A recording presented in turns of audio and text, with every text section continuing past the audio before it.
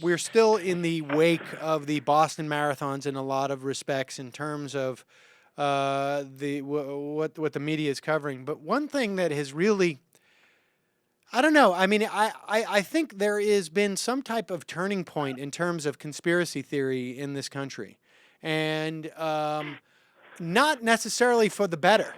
But there seems to be some, sort of awareness now that the right, in a lot of ways, is just gone off the rails. Uh, Well, these guys are motivated. They know that anytime something happens, and you've got it's kind of like the NRA trying to get crazier to compete with like Gun Owners of America. You've kind of got like a fight to the end between Glenn Beck and Alex Jones. So it's like if one of them says something, the other guy has to up the insanity. Um, and this is not we're not saying this. You're not saying this in a vacuum. I mean, you have Matt Drudge, who has provided, I think, this past year, like 250 links. Maybe it's like 220 links to Alex Jones. And last night you had Bill O'Reilly inviting Glenn Beck on his show. It is literally, I mean, this is. yeah, we've mainstreamed people that used to be people that would stand in a corner with with a box on them or something like that, and just sort of scream at the wind. And everybody, but the thing is that now it's essentially as if you take those people and you were to put red velvet ropes around them and charge everybody walking by. Like, you want to stare at this guy, even from a distance? It's going to cost you a Yeah, quarter. I mean, that's what's going on here is that. no, you're right, and we're in a period of time where particularly, excuse me, obviously the economy may not be as bad as it was a year or two ago, but a lot of people are suffering economically, and are losing the lifestyle and even frankly the ability to survive they once had. And that's where I would think you'd be most susceptible to buy into. It's got to be forces greater that are out of your control that are doing this. And I just say it makes these conspiracy theories even that much more palatable. These guys know it. It's the right-wing entertainment complex. Fox News does it. I mean, they may not do it to quite as crazy a point as Glenn Beck, but then as you pointed out, Bill O'Reilly just invites them on to Right, talk about it. right. And Alex Jones and Rush Limbaugh does some of it.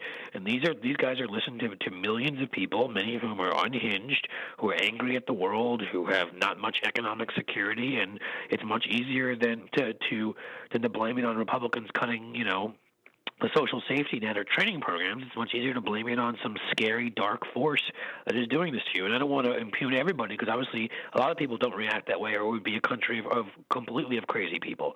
But enough people react that way, and enough dangerous people react that way, that it leads to things happening. It leads to people being shot and killed, and I mean, it leads to terrible things. And that's the danger of this, and they're doing this all the time. And now we've got it with this, I don't know, there may be a few conspiracy theories out there, right? I think some of them think the government was involved so Obama can take your guns. That's always a popular one. The one that Glenn Beck put forth on O'Reilly is that there's a third guy there, the one that was originally reported on by the genius New York Post.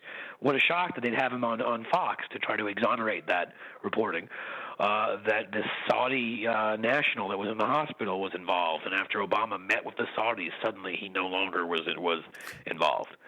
I mean, these are from people who support George W. Bush, whose family, literally in the Carlyle Group, had investments with members of the Bin Laden family.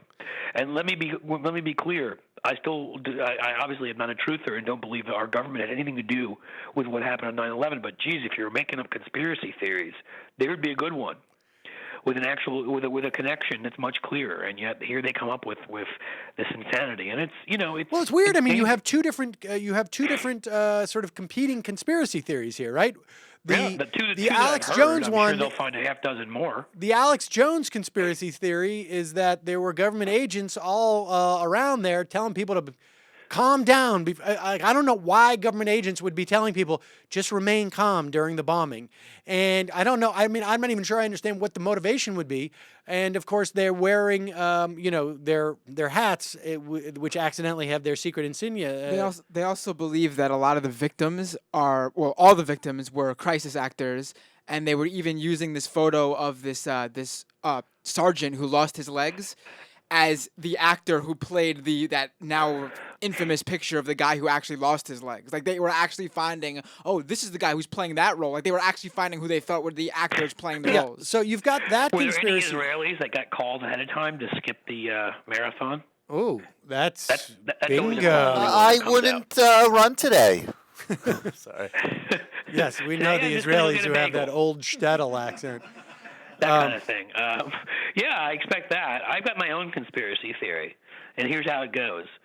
There are people out there that wanted to find a way to motivate George Bush while he was unveiling his library to read My Pet Goat again. And so they thought all you have to do is blow something up, and if something's being blown up, George Bush's immediate reaction would be to run into the stacks full of My Pet Goat in his own library, his presidential library, and grab one. Right. That's so that everyone can get a huge YouTube payoff for him reading that again. Now, I I didn't watch the my ceremony. theory. Did he reenact that? Did he reenact it? He should have during when they dedicate a library. It should be like, here were the 7 minutes that made my presidency.